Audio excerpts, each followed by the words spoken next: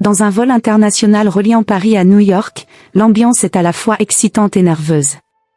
Les passagers, serrés dans leurs sièges, échangent des sourires et des bavardages timides, remplissant l'air de murmures impatients. L'odeur du café fraîchement préparé se mêle à celle des encas proposés par l'équipage. L'excitation du voyage à venir se lit sur le visage de chacun. Parmi eux, Sarah, une femme blanche d'une quarantaine d'années, est installée au bord du couloir, les mains crispées sur ses genoux. Elle jette un regard furtif à la fenêtre, observant les nuages qui s'étendent à perte de vue, mais son esprit est en proie à une agitation interne. À côté d'elle, un homme noir nommé Samuel, élégant et bien habillé, prend place. Il porte une chemise impeccablement repassée et une veste légère qui souligne sa stature athlétique. Son sourire chaleureux contraste avec l'expression nerveuse de Sarah. Il salue Sarah avec une politesse naturelle, mais elle ne lui retourne pas immédiatement son sourire. Elle se redresse légèrement, un geste qui trahit une tension palpable. Alors que l'avion commence à rouler sur la piste, Sarah observe Samuel du coin de l'œil. Il semble serein, feuilletant un magazine avec une attention concentrée. Pourtant, elle ne peut s'empêcher de se sentir mal à l'aise. Des pensées confuses envahissent son esprit, nourries par des stéréotypes profondément ancrés. Elle se force à détourner le regard, se concentrant sur l'écran devant elle, tentant de suivre les instructions de sécurité tout en luttant contre une voix intérieure qui l'incite à se déplacer. L'avion décolle, et l'excitation des autres passagers monte d'un cran. Les murmures s'intensifient, tandis que le personnel de bord s'affaire à servir les premiers rafraîchissements. Sarah reste silencieuse, se perdant dans ses pensées. Elle se souvient de la manière dont elle a été élevée, dans un milieu où les préjugés sur les autres races étaient courants, même s'ils étaient souvent déguisés en « conseils amicaux ». Samuel, de son côté, est parfaitement à l'aise. Il jette un coup d'œil à Sarah et décide d'engager la conversation. « Bonjour, je m'appelle Samuel. Je suis en voyage d'affaires. Et vous ?» Sarah, hésitante, finit par répondre d'une voix faible. « Je suis juste en vacances. » Elle évite son regard, tournant légèrement son corps vers le couloir, cherchant à se distancer de lui, même si elle sait que cela n'est pas justifié. Au fur et à mesure que le vol progresse, l'hôtesse de l'air passe pour offrir des boissons. Sarah prend un verre d'eau, mais sa main tremble légèrement. Elle remarque alors qu'elle a encore une fois évité de croiser le regard de Samuel. Il est en train de lire un article sur son téléphone, ses sourcils légèrement froncés, mais son calme demeure. Quand l'hôtesse se rapproche pour proposer un verre à Samuel, Sarah se sent prise de panique. La tension dans son ventre s'intensifie. Elle demande à l'hôtesse si elle peut changer de place. L'hôtesse, étonnée, lui demande si tout va bien. Je ne me sens pas à l'aise ici, confie Sarah, sa voix trahissant son malaise. Mais tout va bien, madame. Vous êtes assise à côté de cet homme, et il n'y a aucun problème, répond l'hôtesse avec douceur. Sarah, insistant, demande à être déplacée. Son cœur bat plus vite alors qu'elle prononce ces mots, la nervosité et la culpabilité se mêlant dans son esprit. L'hôtesse, intriguée par l'attitude de Sarah, reste polie mais ferme, son professionnalisme en jeu. Elle se dirige vers Samuel avec un sourire forcé, lui demandant s'il serait d'accord pour changer de place. Bien sûr, pas de problème, répond Samuel avec une courtoisie désarmante, désireux de ne pas créer de tension supplémentaire. Il se lève lentement, prenant soin de ne pas déranger les autres passagers. À cet instant, un sentiment de mélancolie le traverse. Il avait espéré qu'un voyage en avion serait une occasion d'échanger et de se connecter avec de nouvelles personnes. Alors qu'il se dirige vers une autre rangée, il ne peut s'empêcher de se sentir un peu triste, comme si une petite partie de lui-même s'était évaporée. L'échange ne passe pas inaperçu.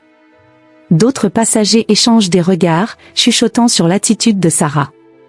Une femme à l'arrière, qui a observé toute la scène, fronce les sourcils et murmure à sa voisine, « Quelle tristesse de voir cela encore en 2024 !» Les murmures se propagent, et l'atmosphère se charge de désapprobation. Les autres passagers échangent des regards compatissants envers Samuel, leur malaise face à l'attitude de Sarah palpable. Alors que Samuel prend place dans une nouvelle rangée, il reste souriant et poli, tentant de ne pas laisser cette situation affecter son voyage. Il engage rapidement la conversation avec son nouveau voisin, un homme qui partage son goût pour les voyages. Samuel parle de ses expériences professionnelles à l'étranger, son enthousiasme illuminant son visage. Malgré l'humiliation qu'il vient de subir, il sait qu'il ne doit pas se laisser abattre. Sa dignité est intacte, et il refuse de laisser les préjugés d'autrui définir qui il est. Sarah, de son côté, se sent soulagée d'être loin de lui. Cependant, une petite voix dans sa tête lui rappelle qu'elle a agi de manière injuste. Un sentiment de malaise la rattrape, et elle se demande si elle aurait pu gérer la situation différemment. Les murmures autour d'elle deviennent un bruit de fond lointain, mais elle ne peut ignorer la chaleur des regards désapprobateurs. Elle se sent jugée, non seulement par les autres passagers, mais aussi par elle-même. À chaque minute qui passe, la culpabilité s'installe de plus en plus en elle. Alors qu'elle prend son verre de jus, elle repense à la manière dont elle a interagi avec Samuel. Était-elle vraiment en danger, ou était-ce une peur infondée? Cette question tourne dans son esprit, se mêlant à des souvenirs de son éducation et des commentaires faits sur les personnes de couleur qu'elle a entendus durant son enfance. Ces pensées, autrefois banales, prennent maintenant une signification nouvelle et dérangeante. L'avion traverse des nuages, secoué par des turbulences, et Sarah se débat avec ses propres pensées tout comme l'appareil se débat dans les airs. L'inconfort physique devient un reflet de son inconfort émotionnel. Elle sent les regards pesants de certains passagers qui, par compassion pour Samuel, ont tourné leurs yeux vers elle. Chaque seconde qui passe intensifie son besoin de réfléchir à ses choix et à ses croyances. Alors que l'avion continue son chemin vers New York, Samuel engage une conversation animée avec son nouveau voisin. Il sourit, riant des anecdotes de voyages passés. Sa voix porte sur les autres passagers, qui semblent l'écouter avec attention. Sarah jette un dernier coup d'œil en direction de Samuel, qui est maintenant entouré d'une atmosphère chaleureuse, et elle se rend compte qu'elle a raté une occasion précieuse d'apprendre et de se connecter. Au fur et à mesure que l'avion approche de sa destination, une prise de conscience profonde émerge en elle. Les préjugés, qu'elle a toujours perçus comme une réalité extérieure, se révèlent être des chaînes qu'elle a elle-même forgées. Le besoin de réévaluer ses croyances et de s'ouvrir à la diversité du monde la pousse à réfléchir sur elle-même et son comportement. À l'atterrissage, alors que les passagers commencent à sortir de l'avion, Sarah aperçoit Samuel en train de discuter avec un groupe de passagers qui l'entourent, tous visiblement captivés par son charisme. Son sourire chaleureux et son aisance à converser attirent l'attention de chacun, transformant l'aire d'arrivée en un petit rassemblement. Elle peut entendre des éclats de rire et des exclamations d'enthousiasme, des histoires sur des voyages passés et des anecdotes sur la vie. Pour un moment, elle se sent éloignée de ce monde vibrant. Une pensée la traverse alors, elle a manqué l'opportunité de rencontrer quelqu'un d'extraordinaire, un homme qui semble être non seulement bien éduqué, mais aussi riche d'expérience et de sagesse. Chaque mot prononcé par Samuel résonne dans l'esprit de Sarah comme une mélodie qu'elle n'a jamais eu la chance d'apprécier. Ce moment de révélation marque le début d'une réflexion intérieure intense, alors qu'elle se retrouve face à ses propres préjugés. À mesure qu'elle avance dans le couloir de la jetée, elle réalise qu'elle a non seulement perdu une opportunité de connexion, mais qu'elle a également choisi de se cloîtrer dans ses préjugés au lieu d'embrasser la diversité humaine qui l'entoure. Elle se sent submergée par un mélange de regret et de curiosité, se demandant ce qu'elle aurait pu apprendre de Samuel. Ce sentiment est amplifié lorsqu'elle aperçoit un homme en costume impeccable, à la stature imposante, qui se ferait un chemin à travers la foule. À sa grande surprise, elle le reconnaît immédiatement, c'est son patron, un homme influent dans le secteur financier, connu pour sa personnalité dynamique et son réseau étendu. Intriguée, Sarah s'approche et réalise qu'il se dirige directement vers Samuel, avec un grand sourire sur le visage. Ils échangent des poignées de main chaleureuses, et Sarah écoute attentivement leur conversation, son cœur battant la chamade. Son patron semble admiratif, et les deux hommes discutent avec une telle passion qu'elle ne peut s'empêcher de se demander ce qu'ils se disent. Elle se rend compte que Samuel n'est pas simplement un homme noir assis à côté d'elle, il est en réalité une personne qui a une histoire, des accomplissements, et des connexions dans des cercles qu'elle n'avait même pas envisagés. Les mots de son patron atteignent ses oreilles, « Votre projet est fascinant, Samuel. Je suis impatient d'en discuter davantage. » Cette révélation la fait réfléchir à la manière dont elle a jugé un livre par sa couverture. Comment a-t-elle pu penser qu'un homme qui semblait si bien informé et charismatique pouvait être insignifiant ou menaçant? Ce jugement rapide est maintenant source de honte. Alors qu'elle se tient là, observant la scène, Sarah se rend compte qu'elle a laissé la peur et les stéréotypes guider ses actions.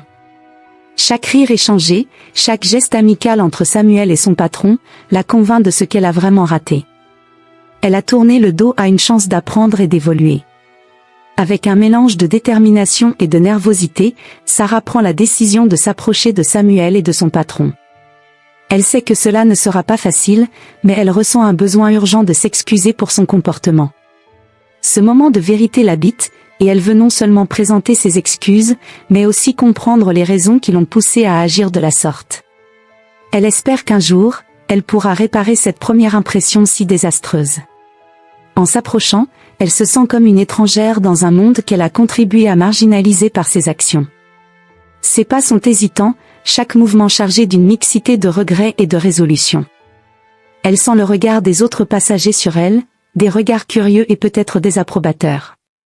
Pourtant, en voyant Samuel rire aux éclats et engager les autres autour de lui, elle se sent attirée par son aura positive. Il dégage une chaleur qui semble irrésistible, une lumière qui illumine l'espace. Sa capacité à faire rire et à créer une atmosphère joyeuse résonne en elle, lui rappelant que la vie est trop courte pour se laisser guider par la peur et les préjugés. En se rapprochant, Sarah se rend compte que la peur qui l'habitait au début de son voyage s'estompe lentement. Samuel est entouré d'un groupe de passagers qui semblent captivés par ses histoires. Elle peut voir des visages éclairés, des sourires échangés, et cela l'inspire. Elle se dit qu'il est peut-être encore temps de changer sa perspective, de laisser de côté ses peurs et ses jugements pour embrasser cette nouvelle expérience. Alors qu'elle est à quelques pas d'eux, elle s'arrête un instant pour rassembler ses pensées. La nervosité l'envahit à nouveau, mais elle se rappelle de la sagesse de sa mère. La véritable force réside dans la capacité de reconnaître ses erreurs et de demander pardon. Avec cette pensée en tête, elle s'avance davantage, prenant une profonde inspiration. « Bonjour, Samuel », commence-t-elle, sa voix tremblante trahissant son anxiété. Samuel tourne la tête vers elle, son sourire se fige un instant, surpris par sa présence. Mais dans ses yeux, elle voit une lueur d'ouverture, une invitation à poursuivre la conversation. « J'ai vraiment besoin de vous parler, si vous avez un moment », poursuit-elle, son cœur battant la chamade. « Je tiens à m'excuser pour mon comportement dans l'avion. J'ai agi de manière injuste et j'aimerais vraiment comprendre votre perspective. » Les autres passagers s'arrêtent d'écouter, curieux de cette interaction. Samuel, avec sa patience habituelle, acquiesce doucement. « Je vous écoute, Sarah », dit-il d'une voix calme. Ce simple geste de bienveillance lui offre une bouffée d'air frais. Elle explique alors ce qui l'a poussée à agir ainsi, partageant ses réflexions et ses émotions avec une sincérité inattendue. À mesure qu'elle parle, elle sent une libération, comme si chaque mot prononcé effaçait un peu de la honte qu'elle avait accumulée. Samuel l'écoute attentivement, et elle peut voir dans ses yeux qu'il comprend. « Vous n'êtes pas la seule à avoir des préjugés », dit-il finalement, sa voix empreinte de compassion. « Nous avons tous des stéréotypes en nous, souvent inculqués par notre éducation et notre environnement. Ce qui compte, c'est ce que nous choisissons d'en faire. Vous avez le pouvoir de changer votre perception. » Les paroles de Samuel résonnent profondément en elle. Ce moment de partage lui ouvre les yeux sur la complexité des relations humaines et sur la nécessité d'être ouvert et curieux. Elle comprend qu'elle a non seulement blessé Samuel, mais qu'elle a également passé à côté de la chance de grandir en tant qu'individu. Le groupe autour d'eux semble également touché par la discussion. Les visages se détendent, et même son patron, qui observait la scène, sourit avec approbation. Cette conversation ne se limite pas à un simple échange entre deux personnes, elle se transforme en une leçon collective sur la tolérance, la compréhension et la croissance personnelle. Alors que le temps passe, Sarah réalise que ce moment peut être un tournant dans sa vie. En prenant la décision d'affronter ses préjugés, elle commence à voir les choses sous un nouveau jour. Elle est impatiente d'apprendre, de s'ouvrir à d'autres cultures et d'engager des conversations authentiques avec des personnes qu'elle n'aurait peut-être pas considérées auparavant. À mesure qu'ils discutent, elle ressent un lien naissant avec Samuel, une connexion basée sur la vulnérabilité et l'authenticité. Elle sait que ce n'est que le début d'un chemin qui pourrait l'amener à des horizons qu'elle n'avait jamais imaginés. Une promesse de rédemption et de croissance flotte dans l'air, et Sarah est déterminée à faire de cette expérience un point de départ vers une vie plus enrichissante, remplie de compréhension et d'acceptation. Alors que la conversation entre Sarah et Samuel se prolonge, un sentiment de camaraderie se tisse autour d'eux, attirant l'attention des autres passagers. Les visages qui étaient curieux se transforment en expressions d'admiration et de respect. Le patron de Sarah, témoin de cette transformation, s'approche et ajoute avec un sourire chaleureux, « C'est un moment précieux. » Les vraies connexions se forment dans la compréhension et le respect mutuel.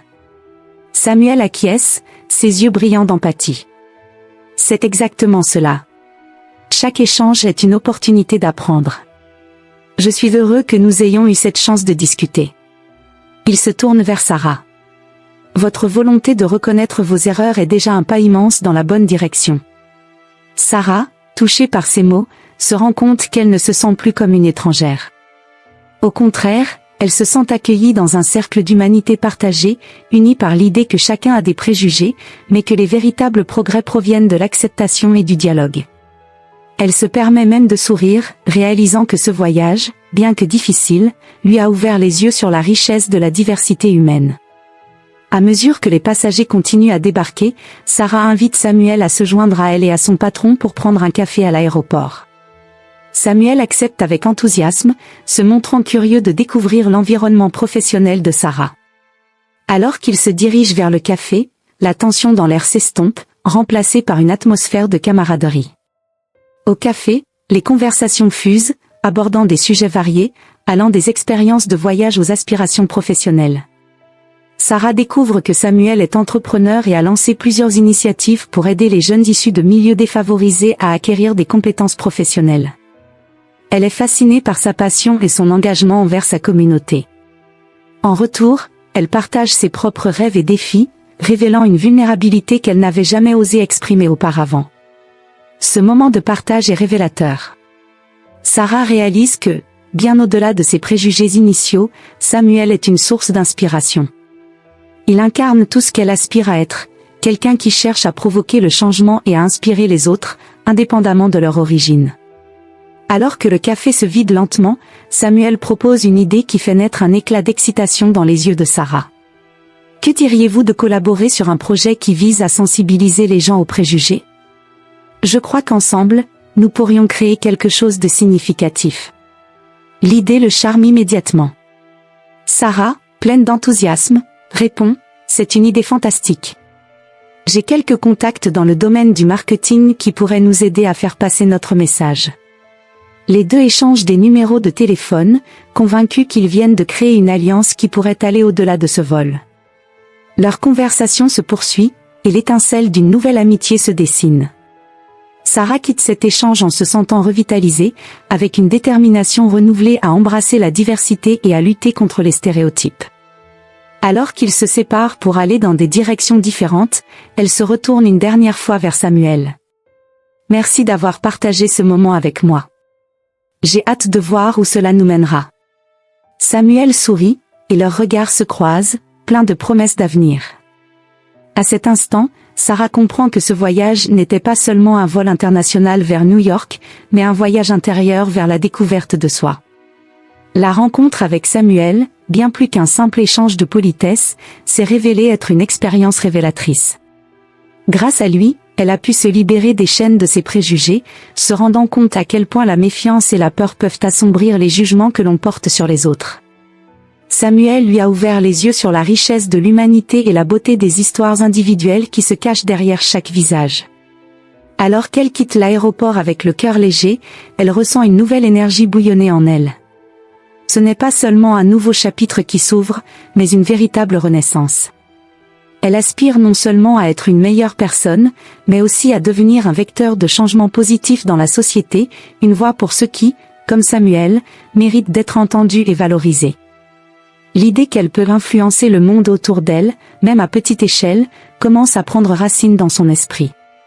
Ce moment fort, né d'un simple vol, devient le catalyseur d'un cheminement enrichissant et transformateur.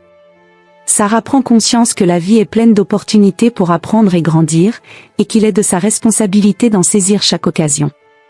Elle se met à réfléchir à la manière dont elle peut agir dans sa vie quotidienne pour contrer ses anciens comportements et attitudes. Au cours des jours qui suivent, Sarah s'engage à changer.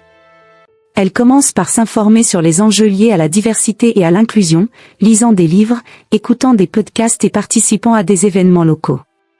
Chaque nouvel apprentissage l'éclaire un peu plus sur les réalités que d'autres vivent, et chaque conversation lui permet de construire des ponts là où il y avait auparavant des murs.